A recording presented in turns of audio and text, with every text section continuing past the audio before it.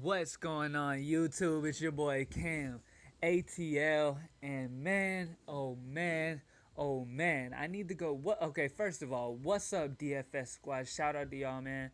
Holding it down in my fucking Twitter notifications. Always talking to y'all in the comment section. All types of shit, man. I appreciate you guys. Uh, we are doing pretty well in tonight's slate. I am doing pretty well in tonight's slate. Not as good as I had hoped. Tony Parker ended up being a late scratch, which is part of that lineup lock thing that I'm about to go on a rant on in just a second. But either way, man, hopefully you didn't have Parker in. I had Parker in a few. The matchup was juicy, so of course a lot of people probably played him and ended up screwing up. There were a few people that I noticed had Patty Mills in, which makes me think like, okay, this guy knew something. You work for Draftkings, my man. Like if you started Patty Mills, you work for Draftkings because that information was not out on Tony Parker until after the lineup lock. So it's just ridiculous, man. I'm sorry to everybody who played Tony Parker. Shout out to O'Quinn for finally putting up some numbers. I figured you would, man. I felt it. I felt like you were going to come out and try to prove something, which is what you needed to do after playing horrible defense to the point where you got benched the other day and ruined a lot of our lineups. So, yeah, man. Shout out to you. Now, let's get straight into this. This is a topic that everybody wants to talk about.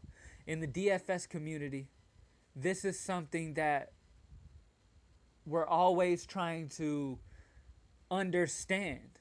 There is no way that it makes even a tiny bit of sense to have lineup lock. Okay? DraftKings is bullshitting if they're trying to say, which is what they say. I've contacted them a few times about this lineup lock, and I know other DFS people who have contacted them about it too. They all send you this automated message by some guy named Billy or Tom or Bob, some regular ass bullshit name. You know it's automated. It's a bullshit message saying, oh, a lot of our customers wanted lineup lock. That is some fucking bullshit. Do you think we're all idiots? You obviously think we're all just some stupid motherfuckers over here just playing DFS and we have no idea what's going on and we're not going to say anything about the obvious fucking advantage that y'all are trying to get or trying to get for the Sharks or something. It's ridiculous. Lineup lock makes absolutely no sense in NBA. With NBA, players are constantly going out at the last minute because they play so many games throughout the year. There's so many last minute changes in an NBA lineup. It's not the same as football. It's not the same as baseball. You can keep those sports lineup lock. I don't give a shit if NFL has lineup lock. I've talked about this before. Most of the time, 100% of the time, matter of fact, you know if a player is going to play or not when it comes to NFL.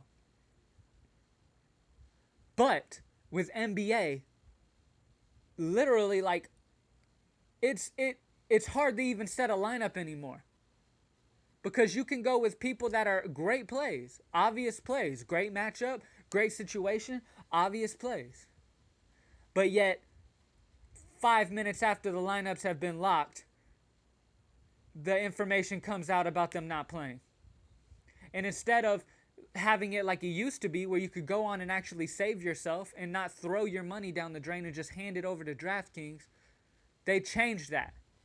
Now, I don't know whether they did it for an advantage for themselves or for the Sharks because the Sharks are giving them a cut of money or something. But I think that honestly, they do it because they're literally just taking your money for free. If they don't have lineup lock, then people would be fixing their lineups and more people would be getting in the money and DraftKings would have to pay out more. Like, I don't know if that makes any sense. Maybe I'm wrong. But it makes no sense to me. Having lineup lock on NBA is the stupidest shit that DraftKings could possibly do. The only thing that was setting DraftKings apart from these other DFS people was not having the lineup lock. Because FanDuel, I believe, had the lineup lock before DraftKings did. and DraftKings just followed suit. Because they're a bunch of bitches. Excuse my French.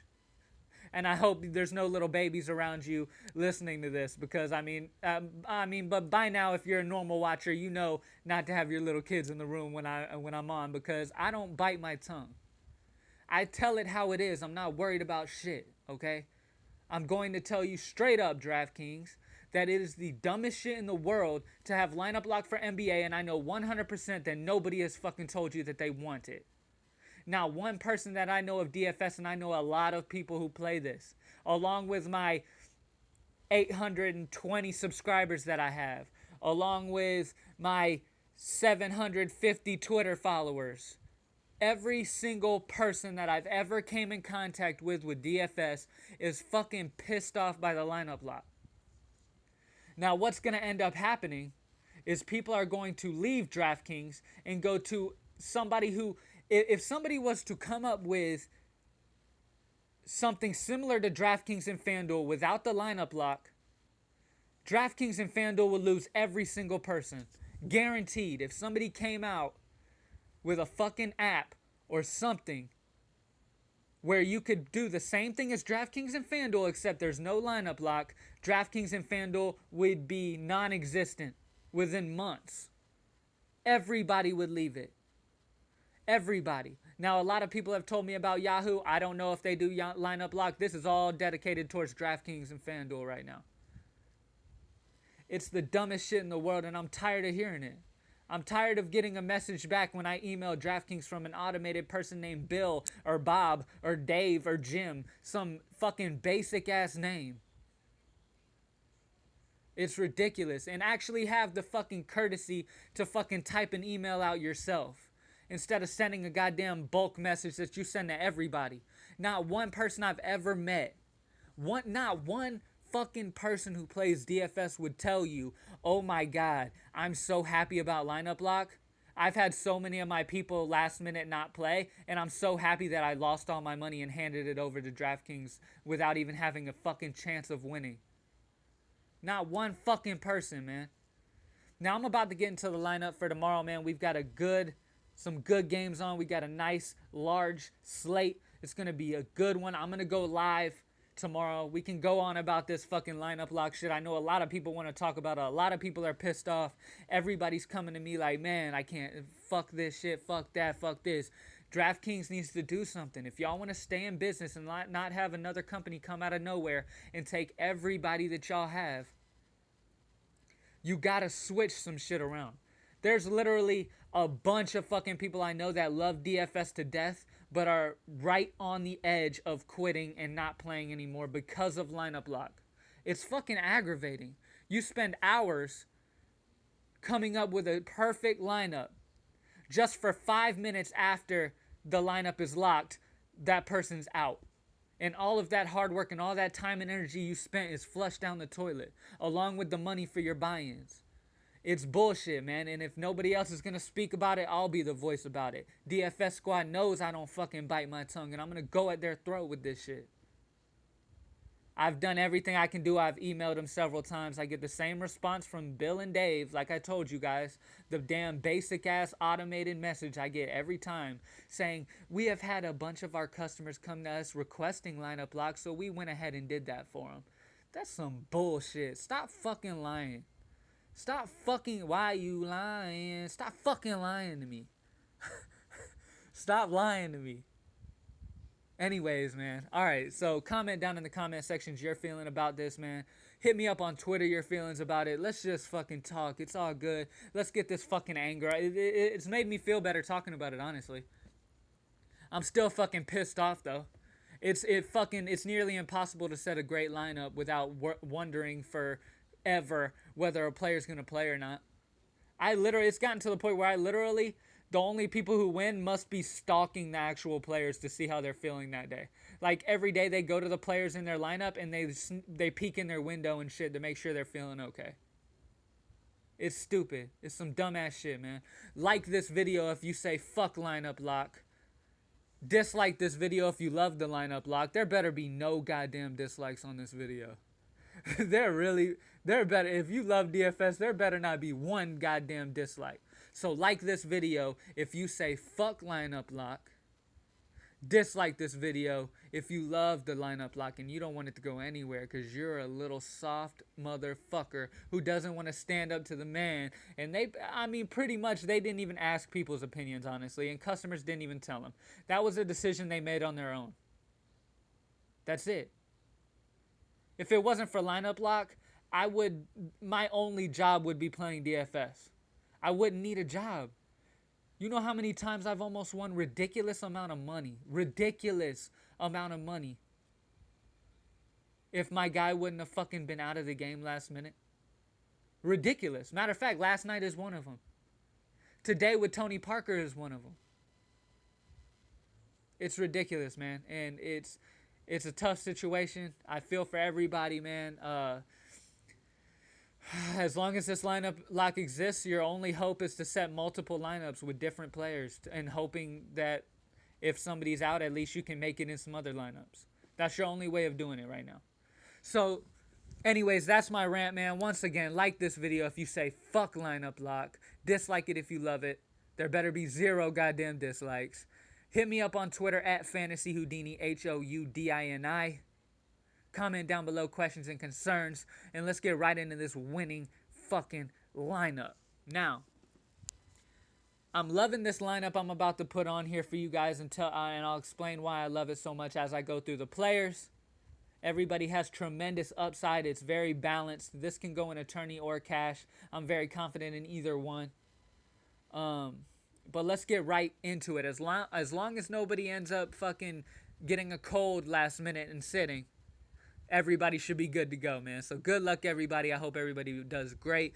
Contact me throughout the day with any questions. I got you. Let's get right into it. Now, James Harden against Golden State is a pretty simple fucking person to play. Now, we all know this is going to be a good-ass game between Golden State and Houston. In Houston, I love it. Houston plays better at home. Against Golden State, I love this matchup for Harden. I love it. It's a good matchup for Harden, man. Golden State struggles against point guards, and Harden runs point. It's a great situation, man. Harden should put up a crazy amount of points. He could put up 80. He could put up another 100. Like, there's no ceiling for him. It's going to be a great night. Let's go straight to shooting guard, guys. We got Jimmy Butler against Atlanta. That's a good matchup. That's in Atlanta. We got DeMar DeRozan in Charlotte, which is the guy I'm going with. Nicholas Batum against Toronto is a good matchup. McCollum against Philly is a good matchup. Klay Thompson's good matchup. There's a bunch of good matchups, but DeMar DeRozan is the guy I'm going with. He has been on a ridiculous run. He's been playing amazing. Charlotte gives up a shit ton to shooting guards, guys. A shit ton. Let's get right on the small forward, man. At the small forward position, guys, there's a guy by the name of Rudy Gay who fucked up his Achilles. He tore his Achilles, guys. So Rudy Gay is out. Tolliver has been playing very good. The person who's going to benefit a lot from this is Matt Barnes. He always does. The matchup doesn't look right on paper. Next to it, you see the first opponent ranked first. But last time Matt Barnes went against Memphis, he put up 36.5, and I don't see any way of him not doing that again. It's a great matchup. He's only 4,100. Take advantage of this before his price goes up because of this Rudy Gay injury. All right? Power forward, guys. At this power forward spot, there's somebody I really, really like. Now, Anthony Davis against Brooklyn is a great matchup. Just be careful because there could be ladybugs in the arena. And you know what happens. A ladybug lands on him. He's out of the game and can barely walk. He's the softest dude I've ever fucking seen in my life. So maybe if he cut his unibrow, maybe he'd earn some fucking more manliness or something. But as of right now, he's too soft for me to ever put in my lineups. Cousins against Memphis is going to be tough for him. He should still do all right. He always does. Joel Embiid against Portland, good matchup.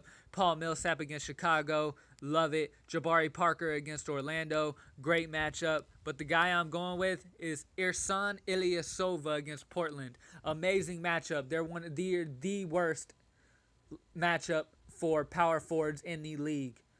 Nobody on Portland has been able to stop power forwards. Ilyasova's been on a streak lately. He's been playing great. Matter of fact, all year.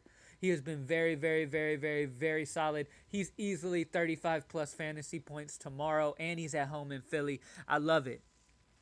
Now, because of all the star power and trying to make sure it's balanced as well, we're going to go a little cheaper at center. Now, Joel Embiid, I love him, like I told you guys. Draymond Green against Houston's a good play. Gasol against Sacramento, great play. Dwight Howard should fuck Chicago up, and he's at home in Atlanta. Vucevic against Milwaukee, good play. But the play I love, guys, Mason Plumlee against Philly. I love the matchup. They've struggled against centers, even with their big men down low, man. They have Embiid, they have Okafor, but even with that, big men have been doing well. Plumlee gets very solid amount of minutes. He gets 30-plus minutes a game. Against Philly, this game is going to be a good game, actually. Okay, this game is going to be a good game. It's in Philly. Philly plays good at home. It's going to be over. It'll probably, I'm saying the total amount of points scored in this game, I'm putting it at 115. It's going to be a good game. Okay, maybe a little under 115, but it'll be a good game. Get some exposure to this game. At least one player, at least. Get some exposure to it. As well as that game, you got to get exposure to that Golden State Houston game, which is obviously what I'm doing by getting the number one player on Houston. Okay, I'm not going too overboard with it. Patrick Beverley will probably be locked on Stephen Curry, which will open up Klay Thompson to have a great game. Like I said, Draymond Green should have a great game. Kevin Durant will probably have the Ariza treatment, but he should still do okay. But yeah, man, get some exposure to that game. That'll be high scoring. Now, at the guard position, we got somebody who has been playing very well as of late. His minutes have been going up every game. Last time he went against Brooklyn, guys, he got 48.5 fantasy points. This time he's at home. The situation couldn't be better, and he's only 5,800. He's been playing lights out lately. He's been playing very, very, very, very, very good. So throughout this lineup, the only question mark is Matt Barnes, just because whatever, but the situation makes him not even a question mark, honestly. He's moving into the starting lineup most likely. Keep an eye on that. But most likely he should be moving into the starting lineup. When Matt Barnes is in the starting lineup and plays 30-plus minutes, he always does very well. The matchup looks scary, which should make his ownership low, which is great for us. Okay? Now, let's go to the forward spot down here. It's one person I love, man, who has been showing out lately, and it's about damn time because I knew he had the potential. If only he would eat a few more burgers and gain some goddamn weight.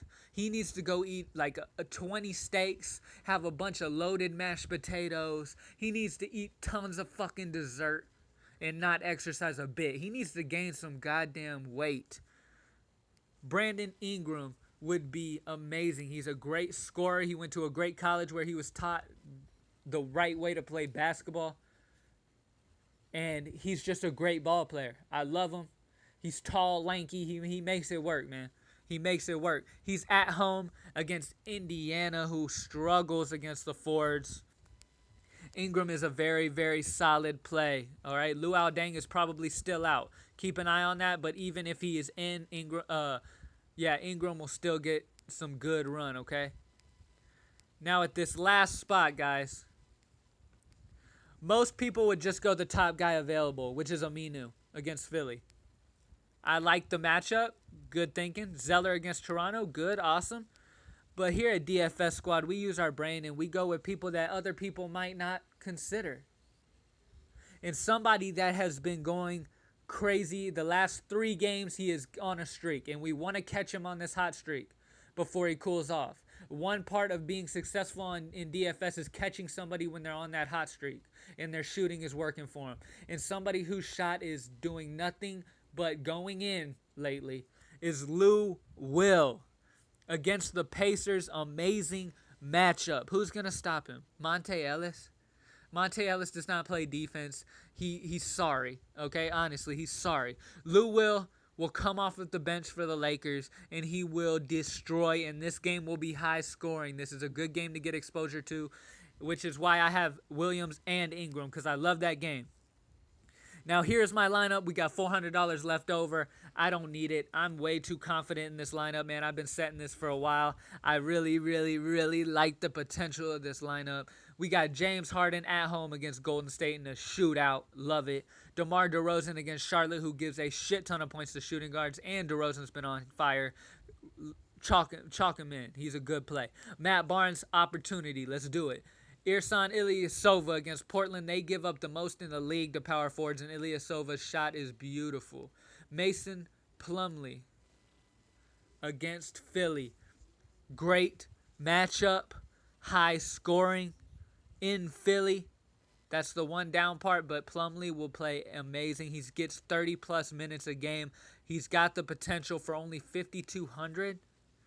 I can see 30 plus easily. So at least at minimum, he'll get 6 times value. That's what we want. Tyreek Evans has been hot lately since he's been building back his strength from his injury. He has been hot. Last time he played Brooklyn, he put up 48. 48, guys. The potential is there. He's at home in New Orleans. Brooklyn has nobody to stop him. Just like last time, he should perform very, very well. I'm not saying he gets 48, but he will do very well. He's been getting hot lately. He's getting back to his old self. And we all know, if you've been playing DFS for years, you know Tyreek Evans can put on. He can really show up. He was very, very, before the injury, he was very, very consistent, very, very high. He used to be one of the top options in the shooting guard category. So he is a great pick. Brandon Ingram has been taking full advantage of Luol Deng slipping. Luol Deng's been cold lately. Brandon Ingram's been extremely hot. And he's at home in a high-scoring game against Indiana. Love it. Lou Will. 6-man like Lou Will. 2 girls and they get along like I'm Lou. You gotta play Lou Will, okay? Put Lou Will in against Indiana. Great matchup. It's amazing. All right? I love the lineup, guys. Once again, before I go, I want to say fuck Lineup Lock and fuck Draftkings for bullshitting everybody on their fucking app. I really hope somebody creates the same thing as Draftkings and FanDuel and just changes Lineup Lock. I would fucking love them forever. And I'm sure every other fucking person who plays DFS would love them too. So fuck Lineup Lock. Once again, like this video if you say fuck Lineup Lock. Dislike this video if you love it. And there better be 0 goddamn likes. Follow me on Twitter at FantasyHoudini, Houdini. We're almost to 1,000 subscribers, guys. Keep going. Let's do it. And I appreciate you guys so much. I tell you guys that all the time. I want to make sure you guys understand I really appreciate you. Make sure you subscribe to the channel. Follow me on Twitter. I answer all day. I appreciate you guys for watching once again. Make sure you join the live tomorrow before the game start. And let's get it. I'm out.